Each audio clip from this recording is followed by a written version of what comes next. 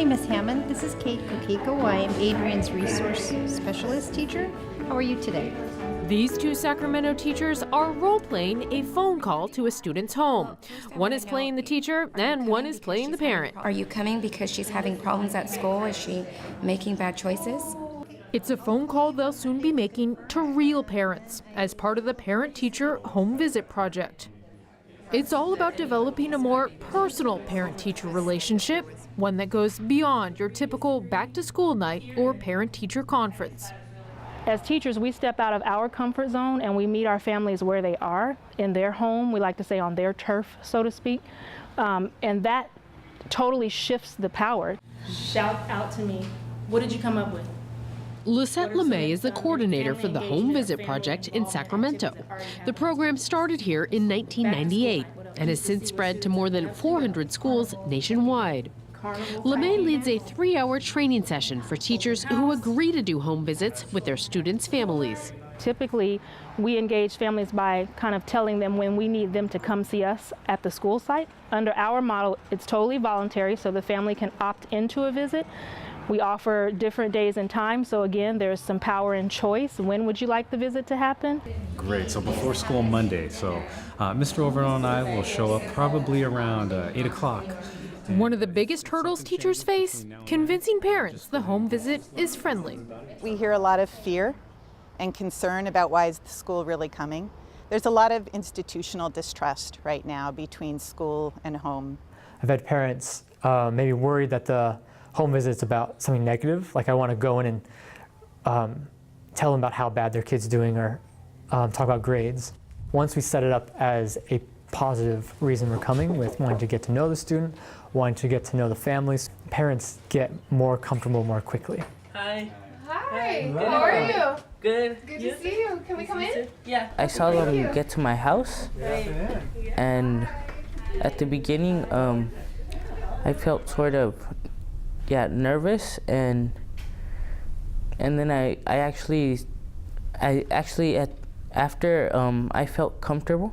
We were having a conversation with my mom and me. Huh? You like math and science? Yeah. Is that why you wanted to go? For the science? Yeah, and engineering. And engineering? Yeah. Oh, so good.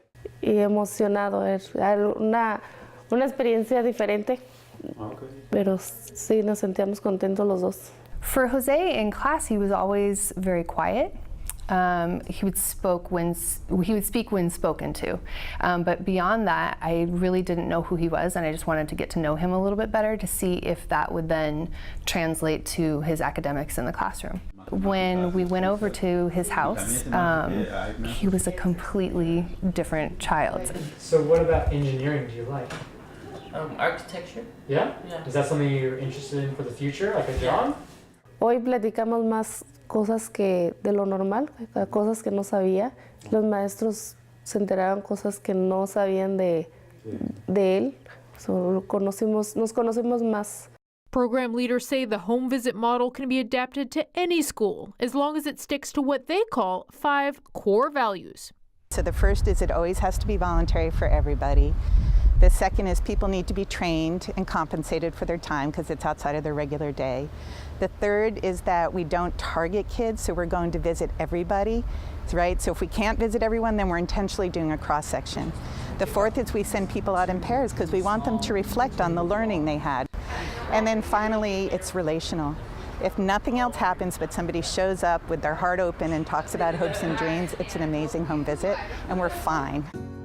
Research shows this model is working. A study by Johns Hopkins University found that students whose families received a home visit were more likely to read at or above grade level and had 24% fewer absences. I used to be quiet, and now I didn't used to raise my hand and actually answer questions that she asked to the class, and now I do to that home visit. He was going from lower grades and now is completely passing in my classes.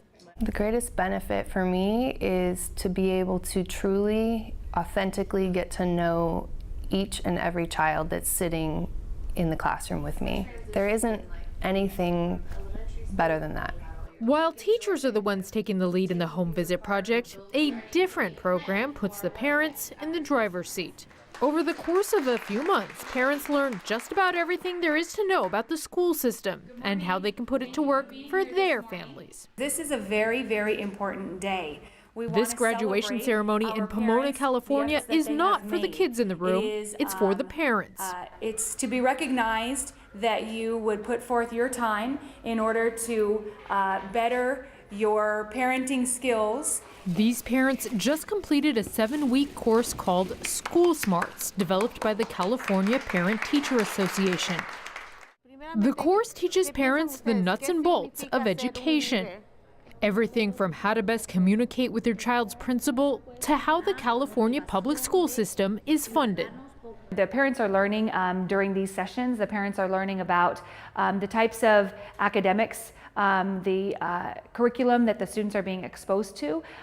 Things in the state of California have changed drastically recently. Here in Northern California, parents meet at their local school for evening sessions once a week. The sessions are held in both English and Spanish. Okay, bienvenidos otra vez y muchas gracias por tomar su tiempo en venir a. But this action plan does not have to be large goals only. It can be little teeny tiny goals. Parents at this session are learning how to create an action plan to enact change in schools. Change like a new lunch menu or an altered drop-off schedule. Every project, program, or initiative requires setting goals and creating an action plan. As a first-time parent in a school, you do not know how the school system works. You do not know how to approach the teachers or the principals. Even just what's going on in education. For parents like Zenobia Dimas, her confidence grew each week as she went through the program.